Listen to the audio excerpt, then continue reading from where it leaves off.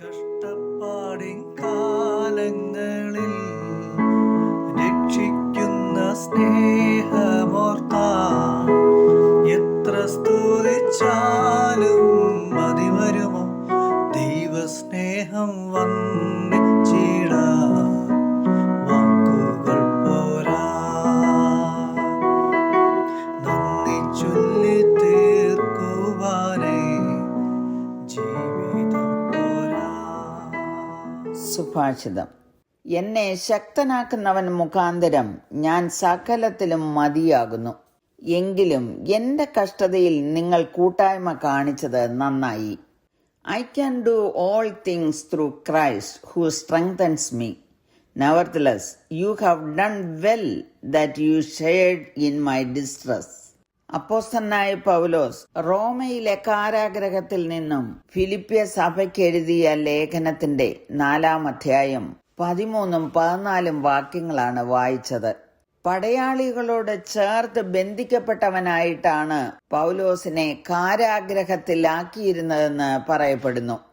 അവിടെ താൻ വളരെയധികം കഷ്ടതയിലൂടെ കടന്നുപോയി.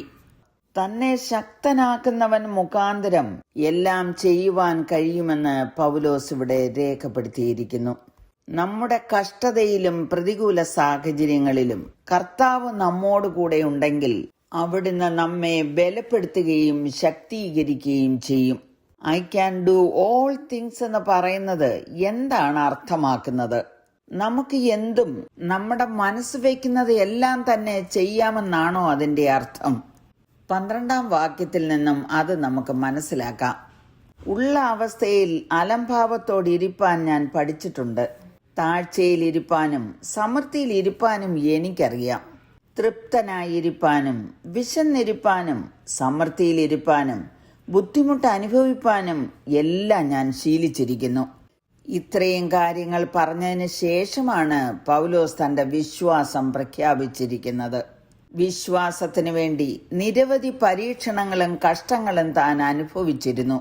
തന്റെ കഷ്ടതയിലും പ്രതികൂലത്തിലും കർത്താവായ യേശുക്രിസ്തു നൽകിയ ശക്തി മുഖാന്തരം തനിക്ക് എല്ലാം കഴിയും എന്നാണ് പറഞ്ഞിരിക്കുന്നത്. കഷ്ടതയിൽ പൗലോസ് അനുഭവിച്ച ദൈവിക സാന്നിധ്യവും ശക്തിയും നമ്മോടും വിളിച്ചറിയിക്കുന്നു.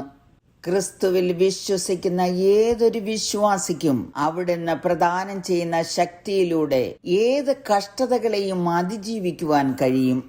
ക്രിസ്ത്യാനികൾക്ക് അതിശക്തമായ ശക്തികൾ ഉണ്ടായിരിക്കുമെന്നോ ജീവിതത്തിലെ വെല്ലുവിളികളിൽ നിന്ന് അവർ അജയ്യരായിരിക്കുമെന്നോ പ്രതിരോധശേഷിയുള്ളവരായിരിക്കുമെന്നോയുള്ള ഒരു വാഗ്ദാനമല്ല ഇത്.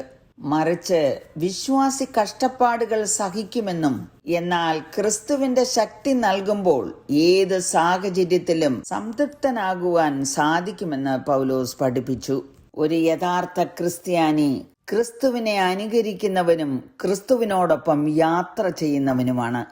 ക്രിസ്തു വിശ്വസ്തയോടെ ക്രൂശിൽ സഹിച്ചതുപോലെ തന്റെ അനുയായികൾക്കും അവർ നേരിടുന്ന പ്രശ്നങ്ങളും കഷ്ടതകളും വിശ്വസ്തയോടെ സഹിക്കുവാനുള്ള ദൈവകൃപ അവിടുന്ന് നൽകും.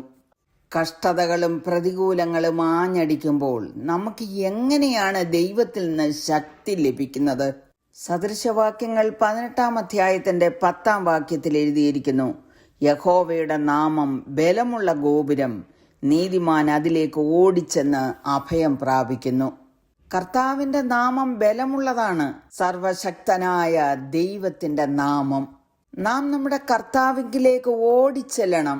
അപ്പാ, എനിക്ക് നേരിട്ടിരിക്കുന്ന ഈ കഷ്ടത്തിൽ എനിക്ക് തനിയെ നിൽക്കുവാൻ കഴിയുകയില്ല. ഞാൻ അങ്ങയിൽ അഭയം പ്രാപിക്കുന്നു. അവിടുത്തെ നാമം എനിക്ക് ബലമുള്ള ഗോപുരമാണ് എന്ന് പറഞ്ഞ് നാം ദൈവത്തോട് അടുത്ത് ചെല്ലുമ്പോൾ അഭയസ്ഥാനമായി കർത്താവിന്റെ നാമം നമ്മെ ശക്തീകരിക്കും. കർത്താവിന്റെ നാമം ഒരു ശക്തമായ ഗോപുരമാണ്. കാരണം അവിടുത്തെ വ്യക്തിത്വത്തിന്റെയും സാന്നിധ്യത്തിന്റെയും ശക്തിയുടെയും അനന്തമായ ഉയരങ്ങളും ആഴങ്ങളും ആ നാമത്തിൽ ഗ്രഹിക്കപ്പെടുന്നു. ഞാനോ ലോകാവസാനത്തോളം എല്ലാ നാളും നിങ്ങളോട് കൂടെ ഉണ്ട് എന്ന് കർത്താവ് നമുക്ക് വാഗ്ദത്തം ചെയ്തിട്ടുണ്ട്. യോഹന്നാൻ 16:33 കർത്താവ് പറഞ്ഞിരിക്കുന്നത്, നിങ്ങൾക്ക് എന്നിൽ സമാധാനം ഉണ്ടാകേണ്ടതിന് ഇത് നിങ്ങളോട് സംസാരിച്ചിരിക്കുന്നു. ലോകത്തിൽ നിങ്ങൾക്ക് കഷ്ടമുണ്ട്, എങ്കിലും ധൈര്യപ്പെടുവീൻ, ഞാൻ ലോകത്തെ ജയിച്ചിരിക്കുന്നു. ജയാളിയായ കർത്താവിനോടൊപ്പം ജീവിക്കുന്നവർക്ക് ലോകത്തിൽ ഏതെല്ലാം വിധത്തിലുള്ള കഷ്ടങ്ങൾ വന്നാലും കർത്താവ് നമ്മോട് കൂടെയുണ്ട്. കർത്താവിലുള്ള വിശ്വാസം നാം വർദ്ധിപ്പിക്കേണ്ടിയിരിക്കുന്നു. തിമത്തിയോസിന് ലേഖനം എഴുതുമ്പോൾ പൗലോസ് പറഞ്ഞിരിക്കുന്നത്, ഞാൻ ആരെ വിശ്വസിച്ചിരിക്കുന്നു എന്നറിയുന്നു, അവൻ എൻ്റെ ഉപനിധി ആ ദിവസം വരെ സൂക്ഷിപ്പാൻ ശക്തനെന്ന് ഉറച്ചിരിക്കുന്നു.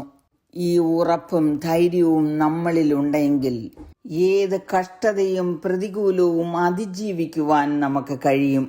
1 യോഹന്നാൻ 2:14 പറഞ്ഞിരിക്കുന്നത്, ബാല്യക്കാരെ, നിങ്ങൾ ശക്തരാകിയാലും ദൈവവചനം നിങ്ങളിൽ വസിക്കിയാലും നിങ്ങൾ ദുഷ്ടനെ ജയിച്ചിരിക്കിയാലും ഞാൻ നിങ്ങൾക്ക് എഴുതിയിരിക്കുന്നു എന്ന്. ദൈവത്തിന്റെ വചനം കഷ്ടതയിൽ നമുക്ക് ആശ്വാസം നൽകുന്നു. സങ്കീർത്തനക്കാരൻ പറഞ്ഞിരിക്കുന്നത്, നിന്റെ വചനം എന്നെ ജീവിപ്പിച്ചിരിക്കുന്നത് എന്റെ കഷ്ടതയിൽ എനിക്ക് ആശ്വാസമാകുന്നു. യാക്കോബ് 5:13 പറയുന്നത്, നിങ്ങളിൽ കഷ്ടം അനുഭവിക്കുന്നവൻ പ്രാർത്ഥിക്കട്ടെ എന്നാണ്. നമ്മുടെ ജീവിതത്തിൽ കഷ്ടങ്ങളും പ്രയാസങ്ങളും കടന്നു വരുമ്പോൾ കർത്താവിൻ്റെ അടുക്കിലേക്ക് ചെന്ന് ദൈവവചനമനുസരിച്ച് കർത്താവിനോട് പ്രാർത്ഥിക്കുമ്പോൾ അവിടുന്ന് ഇങ്ങനെ പറയും, എൻ്റെ കൃപ നിനക്ക് മതി, എൻ്റെ ശക്തി ബലഹീനതയിൽ തികഞ്ഞു വരുമെന്ന്. നമ്മുടെ കർത്താവിൻ്റെ ശക്തി നമ്മിലേക്ക് പകരുമ്പോൾ ഏത് പ്രതികൂലത്തിലും കഷ്ടതയിലും ഉറച്ചു നിൽക്കുവാനും അതിനെ അതിജീവിക്കുവാനും നമ്മെ പ്രാപ്തരാക്കും.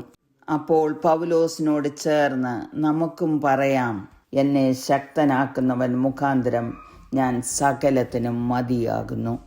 God bless you all with these words.